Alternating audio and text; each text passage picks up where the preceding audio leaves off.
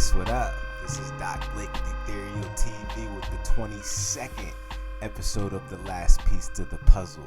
The motto for me is silver, gold, and cryptos equals freedom because they are decentralized assets and they're going to play an important part in the immediate and long-term futures. And we got some good topics to discuss today. We got some action with Bitcoin and apparently Donald Trump. I mean, not currently, but this writer, the guy John Bolton, came out and said some stuff basically that Trump said about Bitcoin, but I think it was back in 2018. But we're going to do a little bit of research into that and see what's actually going on. And we're definitely also going to talk about, I don't want to ruin that, we're going to talk about some Ethereum talks, like something that I thought was extremely funny. I don't know if you guys already saw it, but anyway, I'll go back to it. I didn't even realize, and that's how you know this. I'm going to start trying to do these recordings as live as possible, working myself up to start just doing live shows. So I'm not going to, try to go back and edit too much. But if you guys saw that, then don't tell anybody else. But it's a funny question that I saw on Twitter, and it kind of made me crack up. But so the price action. We have currently Bitcoin at $9,422.68 of a rigged market. Ethereum is at $232.18 on a rigged market. I give y'all some Bitcoin Cash right now, $238.93 in this rigged market. Litecoin is at $43.77 because that's where Steve Mnuchin said it's going to be. We know how that goes, right? Yes, we do. So there's your prices for crypto today. Let's see where gold is at. Oh, still in that, bouncing around that $1,725 through like $17.50 range. Silver's at $17.50. And that's once again because that's where they choose these prices to be at, all compared to the US dollar, the supreme leader, the USD, because everybody has to use it, and if not, pow pow, we'll take you out. You know what I'm saying? We know how that goes.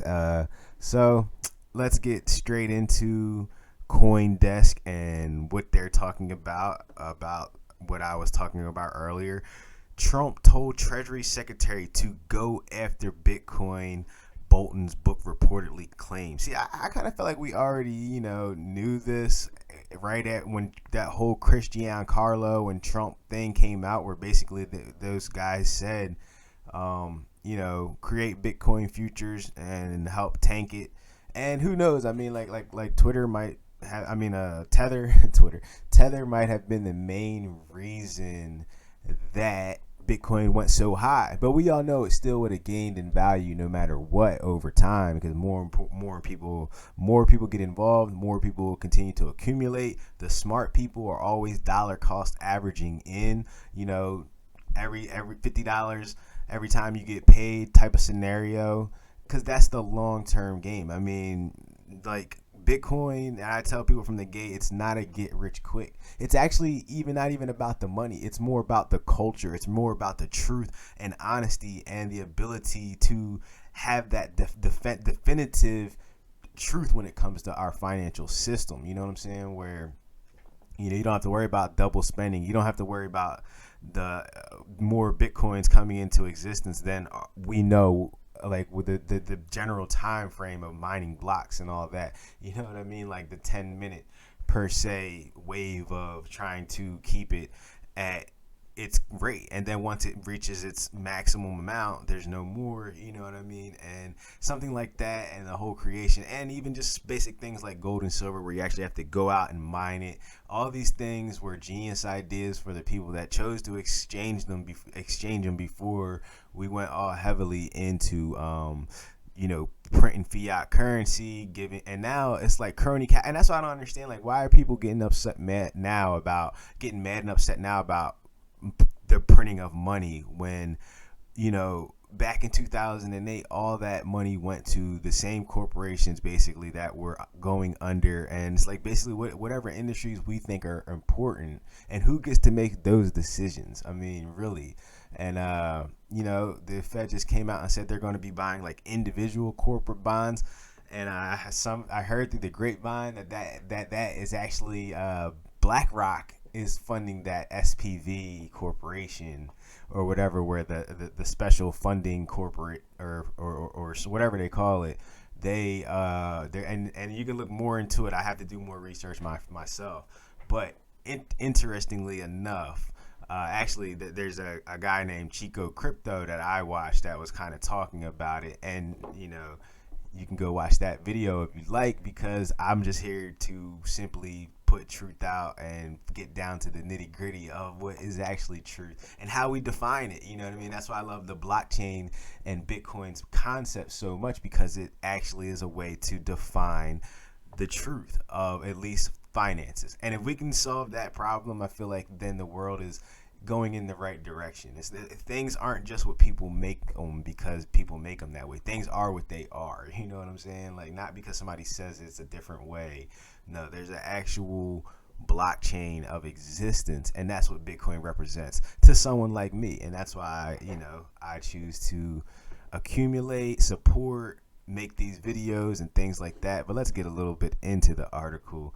President Donald Trump ordered Treasury Secretary Steve Mnuchin to focus on a clampdown on Bitcoin over negotiating a trade with China, former National Security Advisor John Bolton reportedly claims. Now, mind, this is my first time reading this article. I didn't, I just kind of heard all the hype, some of my favorite YouTubers going in on it today, and I'm going to hop on that bandwagon. In a terse exchange about imposing sanctions and tariffs with China, Trump reportedly told Mnuchin, "Don't be a trade negotiator," ordering him instead to go after Bitcoin for fraud. "If you don't want me on trade, fine. Your economic team will execute whatever you want," Mnuchin retorted. The exchanges comes from an excerpt from Bolton's new book, obtained by the Washington Examiner. I don't think the book itself is actually out yet, but people are getting like early leaks and copies of the book. So this information is going viral. I'm hearing that John Bolton's book is going viral. I think he was like the old national executive of security or something like that. I'm not a big government person, obviously. I mean, we're all into decentralized for a reason. I mean, if we're looking for government leadership, no, we're here. We are the people where we can lead ourselves.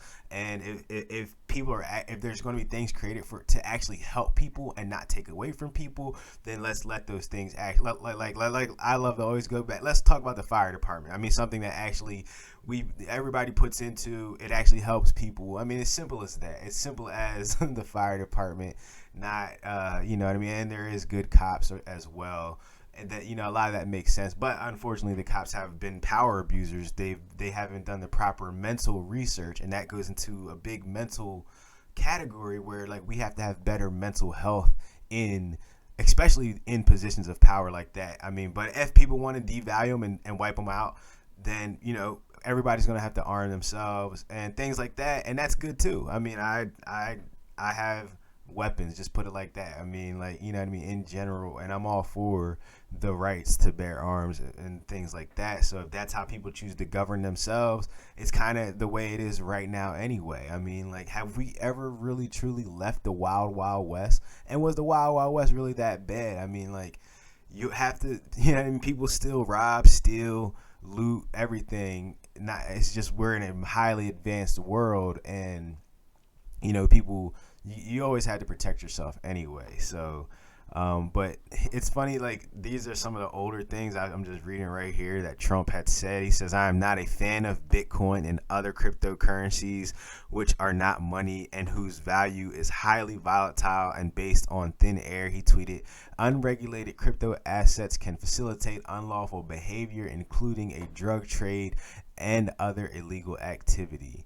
That was I think a tweet that Trump put out regarding what he felt about Bitcoin. But he's the, he was running for the president, or he was the president. He has to stand up for his currency, the USD, which brings me to I don't like to draw conclusions, but how I feel about this situation is, I just don't think that Trump is that dumb, that much of an idiot to go up against Bitcoin right now. I mean, like Bitcoin is a war that you will not win. It is the future, and the future is now. So I just can't see, like, these are old comments, you know what I mean? These are old, like, this, even the book is just coming out, but this was 2018, and who knows, Trump might not have been as educated about cryptocurrencies as he is now, because I'm pretty sure that he just hired somebody from Coinbase to in his round circle. So, you know,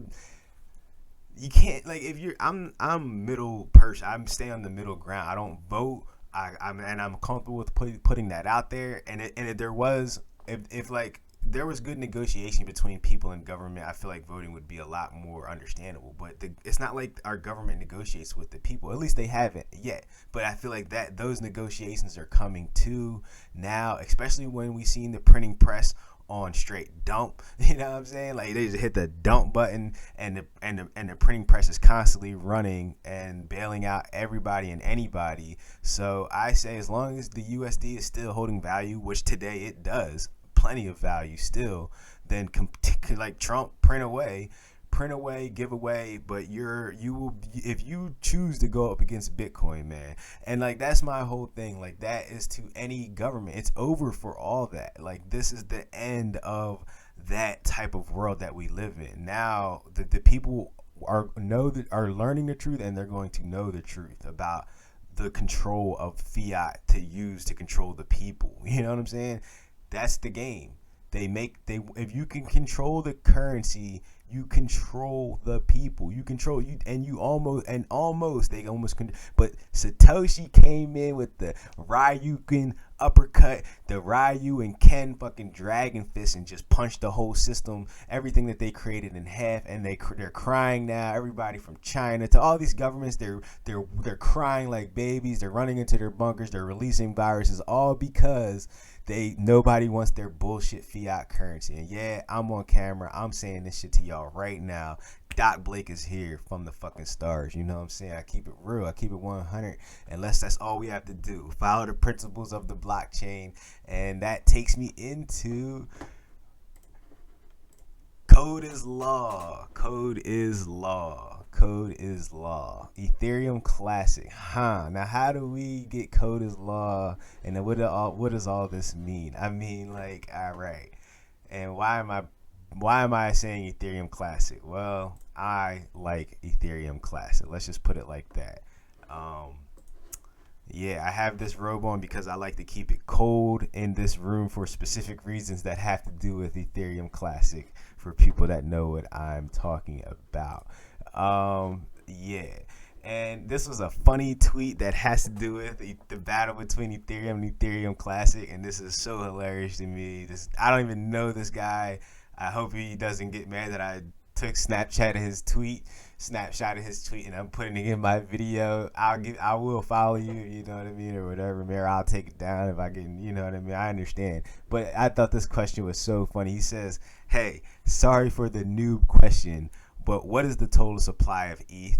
And man, if you go look this comment up, it's so hilarious. The responses, man, it's so freaking hilarious. That was where I also come back to Ethereum Classic, which code is law. We know exactly how many Ethereum Classic, just like Bitcoin, are going to be in existence.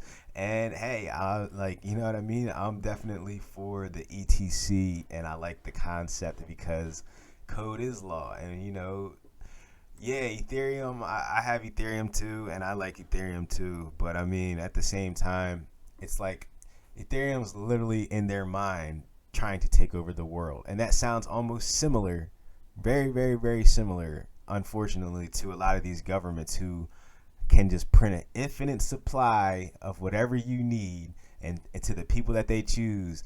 And I guess that would be the only difference, is Ethereum's not picking and choosing because it is decentralized, and that's why I say, okay, good. But at the same time, the supply is, we don't know how much there's going to be. So if, you know, for people who want that other alternative and actually who care about supply, then Ethereum Classic is great, and definitely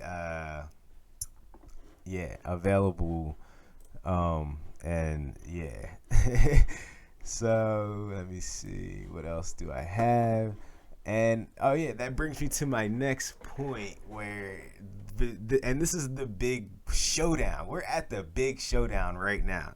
The other side with the John Bolton release of the book and everything, and I feel like the biggest thing emphasized from the book is going to be Trump's war against Bitcoin and what he actually did. And they were hinting to this, like with the whole Christian Carlo. But you got to think, both sides are going to go down for this, right? Both sides are going to lose to Bitcoin. And that's the most beautiful thing about cryptocurrencies. We're here just watching the implosion of everything financially. And there's going to be things like Ethereum, there's going to be Bitcoin as the gold, and the government's control over currencies is just, it's bye. And it's funny, like I see all these my favorite YouTubers they were saying all this price action to Bitcoin to 4,000, Bitcoin to 3,000, you know what I mean? Bitcoin, whatever, you know what I mean? But like, we have to understand that it doesn't matter at this point. It does not matter. All that matters is who's going to win the currency war. Is it going to be Bitcoin? Is it going to be USD or another fiat currency? And I think if you're here in this space, I think you know the answer to that. And I think they already found out the answer. But they have to prolong it, and that's what you're seeing with the price action. The prolonging of the inevitable. The prolonging of the inevitable is what you're seeing with the Bitcoin price action, gold price action, silver price action. So, if you're a hard worker, take this time to put a little bit in. I'm not saying go all in, dump all your USD or whatever into Bitcoin and gold and silver, but I'm saying be smart about your money, understand what money is, do research on what money is, understand how the dollar is created, why we're in this current state that we're in financially. All these businesses closed. Yes, the coronavirus also plays a very, very, very big part in that. So make sure you're staying healthy out there too. But understand that, finances are how people maneuver and move in this world that we live in. So, you know what I mean? And because that said, I feel like the government's right are all, and Trump and they're at the crossroads. And I'm going to cue the music. If it's going to play for me. Boom, boom. What you gonna do? What you gonna do, Trump? What you gonna do when judgment comes for you? What you gonna do, governments? When it ain't nowhere to ride. What comes for you?